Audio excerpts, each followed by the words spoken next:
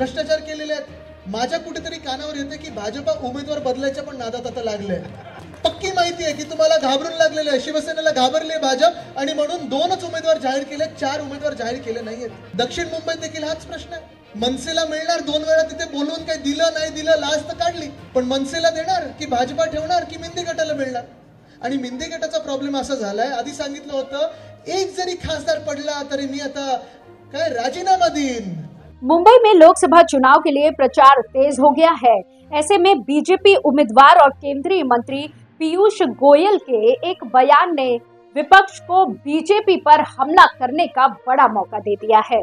गोयल ने कहा है कि मुंबई की सभी झुग्गियों को नमक की खदानों में बसाया जाएगा. इस बयान से झुग्गी झोपड़ियों में रहने वाले लोगों में खलबली मच गई है. नमस्कार, आप देख रहे हैं. पीयूष गोयल ने शनिवार को शहर में एक कार्यक्रम में ये बयान दिया. उन्होंने कहा कि अगले 5 साल में मुंबई की झुग्गियों को नमक की खदानों में बसा दिया जाएगा. मुंबई में वोटों का बड़ा हिस्सा झुग्गी झोपड़ियों में रहने वाले लोगों का है. ऐसे में गोयल का ये बयान विपक्ष के लिए हमला करने का बड़ा मौका बन गया है. शिवसेना, यूबीटी और कांग्रेस के नेतृत्व वाले विपक्ष ने बीजेपी पर हमला करने में कोई देर नहीं की. शिवसेना यूबीटी नेता और पूर्व राज्य कैबिनेट मंत्री आदित्य ठाकरे ने कहा कि बीजेपी झुग्गी झोपड़ियों में रहने वाले लोगों को इसलिए हटाना चाहती है क्योंकि वे चुनावी बॉन्ड नहीं खरीद सकते. उन्होंने कहा कि झुग्गी झोपड़ियों में रहने वाले लोगों का कल्याण सुनिश्चित करना राज्य सरकार का कर्तव्य है और केंद्र सरकार का इसमें कोई रोल नहीं है. उन्होंने बीजेपी पर लाखों झुग्गी वासियों को नमक की खदानों में बसाने की साजिश रचने का आरोप लगाया. आदित्य ने कहा, गोयल जी, बीजेपी के पास केंद्र में पिछले 10 सालों से पूर्ण बहुमत वाली सरकार रही है और राज्य में 8.5 साल तक सरकार चलाई है.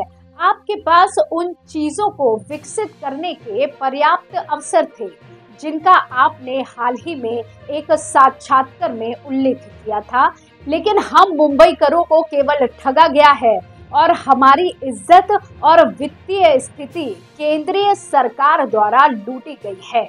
उन्होंने गोयल पर निशाना साधते हुए कहा, आज आपने मुंबई उत्तर सीट से चुनाव लड़ना चुना है, लेकिन इसका मतलब ये नहीं है कि आप उन लोगों पर निरंकुश शासन लागू करें जो हमारी झुग्गियों में रहते हैं और उन्हें जबरन नमक की खदानों में स्थानांतरित करें.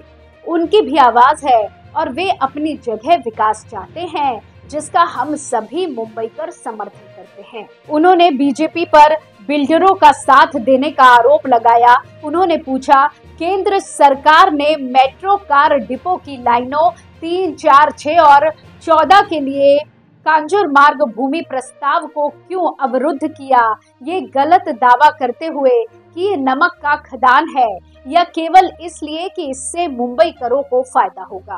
आगे आदित्य ने आश्वासन दिया कि उनकी पार्टी नमक की खदानों को बिल्डर लॉबी से बचाएगी और महाराष्ट्र को यहां से चुनाव लड़ने वाले महाराष्ट्र विरोधी हितों से बचाएगी.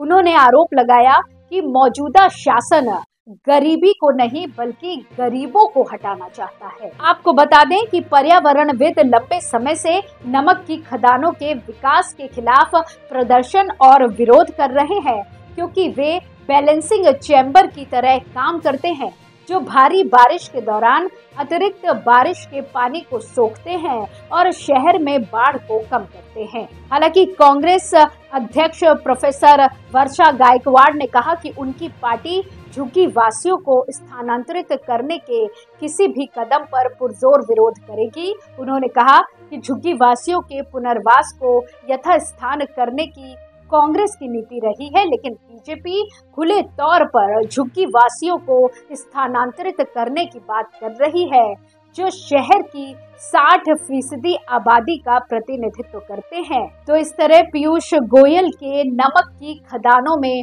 झुग्गियों को स्थानांतरित करने के बयान ने मुंबई में लोकसभा चुनाव को और भी रोचक बना दिया है. विपक्ष ने इस बयान का इस्तेमाल बीजेपी पर हमला करने के लिए किया है. जिससे शहर की सबसे बड़ी वोटिंग आबादी का समर्थन होने की संभावना है। ये देखना बाकी है कि क्या बीजेपी इस नुकसान को झेल पाएगी और चुनाव में जीत हासिल कर पाएगी। इसी तरह की और खबरों के लिए जुड़े रहिए एयर न्यूज के साथ। धन्यवाद।